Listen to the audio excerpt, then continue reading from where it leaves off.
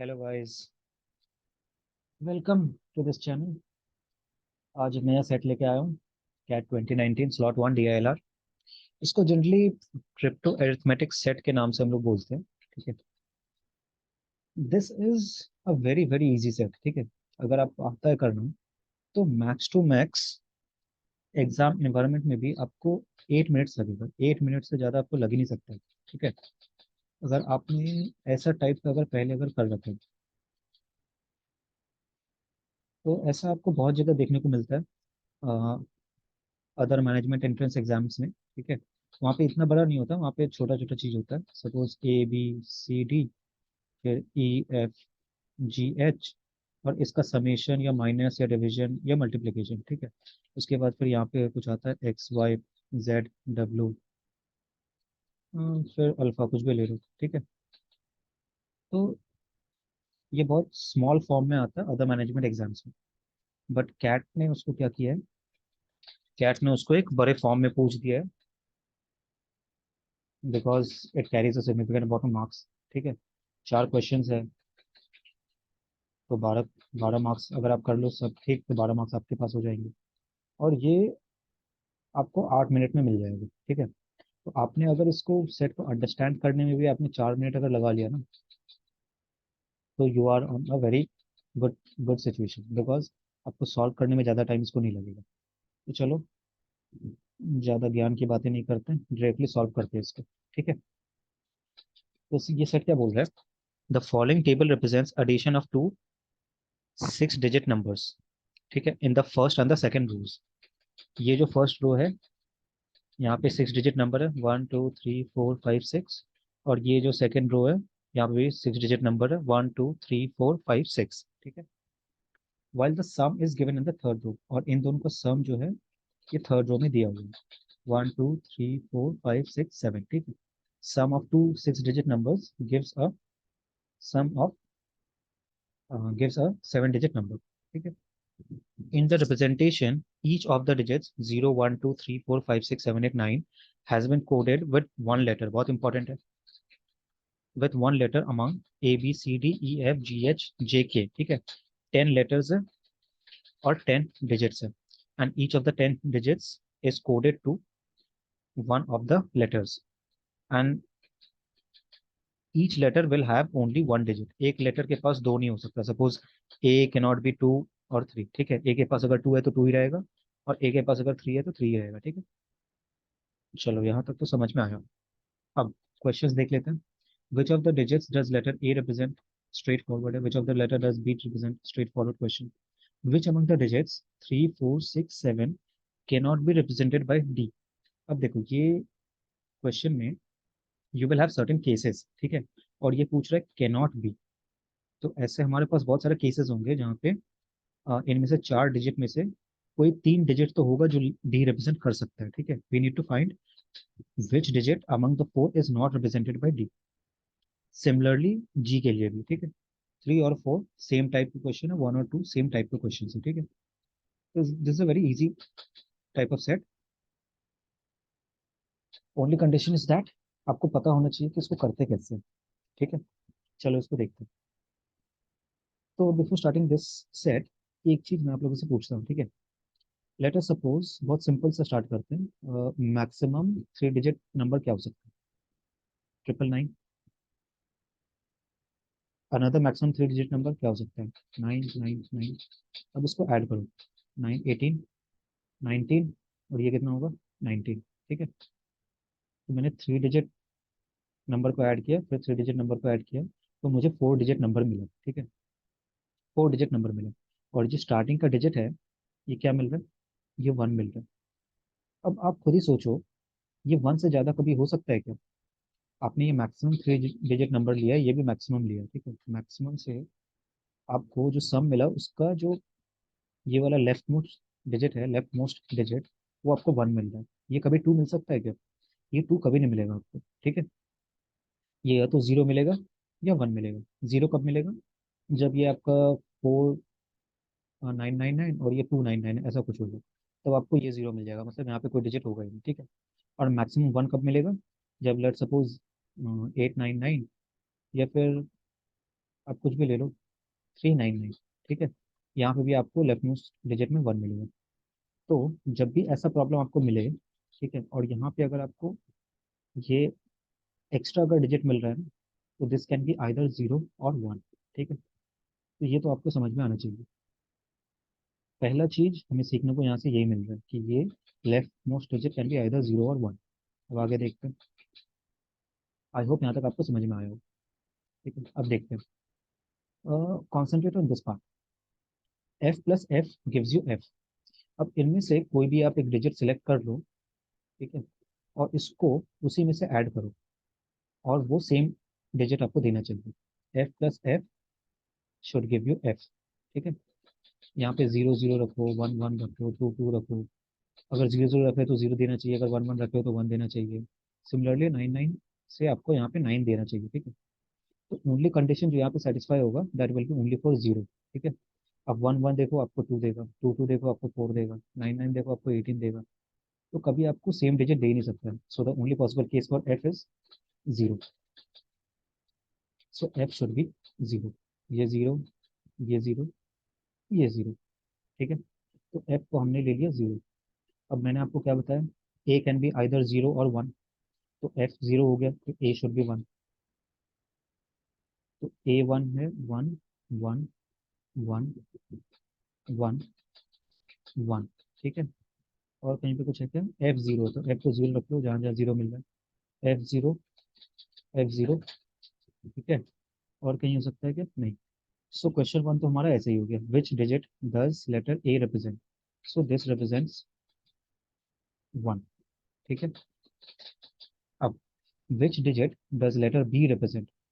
अब बी के आप पास, अब देखो, something added to B, something added to B gives you 1, that means B plus 1 is 1, ठीक है। तो B has to B something जो आपको कैरी देना चाहिए इधर, because A is a single digit number, B also is a single digit में number, but दोनों को ऐड करने से आपको डबल डिजिट आना चाहिए, ठीक है।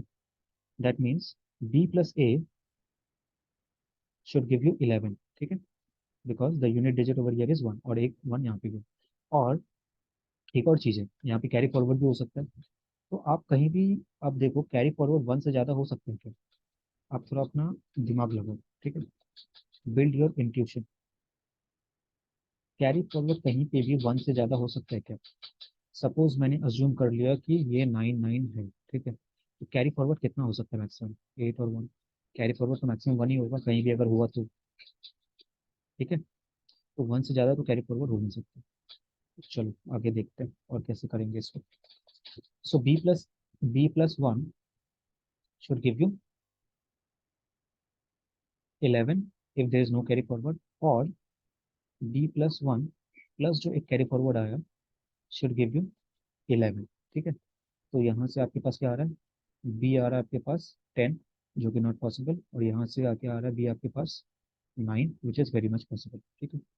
So which digit does letter B represent, B represents 9, ठीक है। और बी को हम एक और तरीके से भी कर सकते हैं, देखो, concentrate on H. H plus H should give you 0, और H plus H should give you 10, क्योंकि 0 तो हो नहीं सकता। तो H plus H should give you 10, ठीक है। So the only case for H should be 5, 5 ही होगा, 5 + 5 इज इक्वल टू 10। अब आप देखो, यहाँ पे कैरी फॉरवर्ड हो सकता है क्या एच के पास। चलो अज्यूम करते हैं कैरी फॉरवर्ड 1 हो रहा है, ठीक है। सो एच प्लस 1 तो होना तो 10 ही चाहिए समीशन।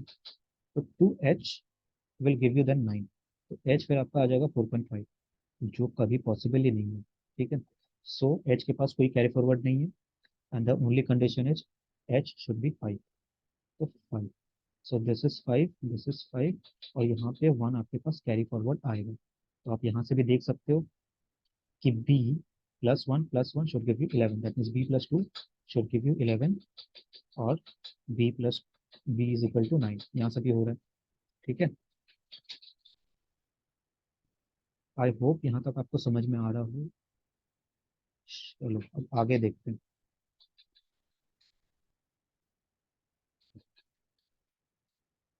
आगे देखते हैं इसको कैसे करेंगे।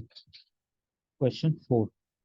तो अभी हमारे पास क्या क्या आ गया, देखो ए मिल गया, बी मिल गया, एच मिल गया, जे नहीं पता, सी नहीं पता, सी नहीं पता, जी के नहीं पता। ठीक है, अब आगे देखते हैं। G plus K is equal to A.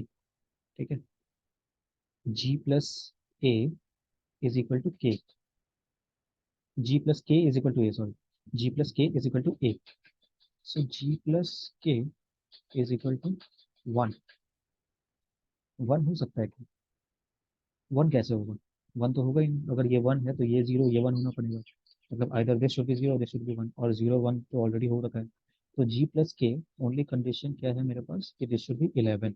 ठीक है, तो जी प्लस के शुड बी 11।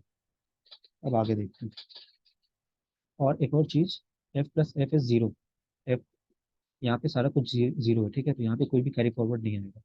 तो जी plus K is equal to 11 only. ठीक है, तो अब अगर जी plus K is equal to 11 और वन यहाँ पे है, तो नेचुरली प्लस वन यहाँ पे कैरी फॉरवर्ड होगा। ठीक है, अब अगर वन यहाँ पे कैरी फॉरवर्ड हो रहा है, तो one plus one plus zero is equal to two. तो सी का वैल्यू मुझे क्या मिल गया, two. So I have got C to be equal to two. यहाँ पे लिखते हैं, सी टू मिल गया। अब नेक्स्ट, अब आते हैं हम लोग यहाँ पे, G plus K is equal to 11 I know. ठीक है, अब A plus F is equal to two, और कैरी फॉरवर्ड कुछ नहीं है यहाँ पर। तो यहाँ पे J plus one is equal to G, J plus one is equal to जी।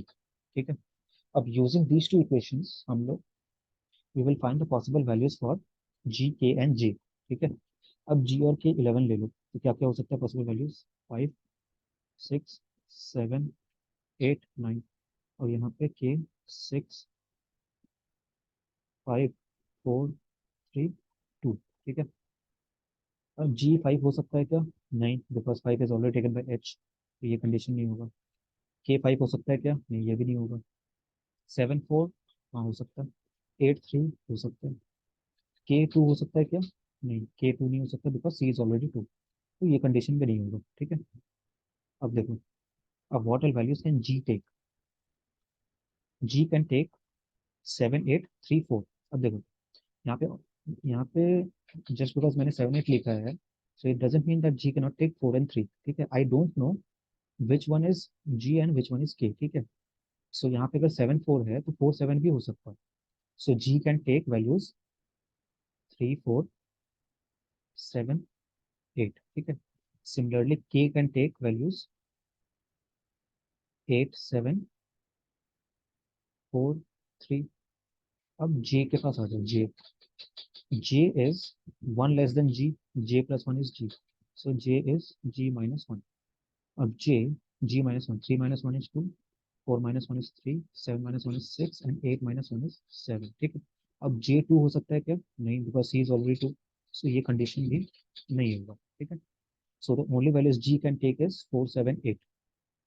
अब चलो देखते हैं, which among the digits 3, 4, 6, 7 cannot be represented by letter D?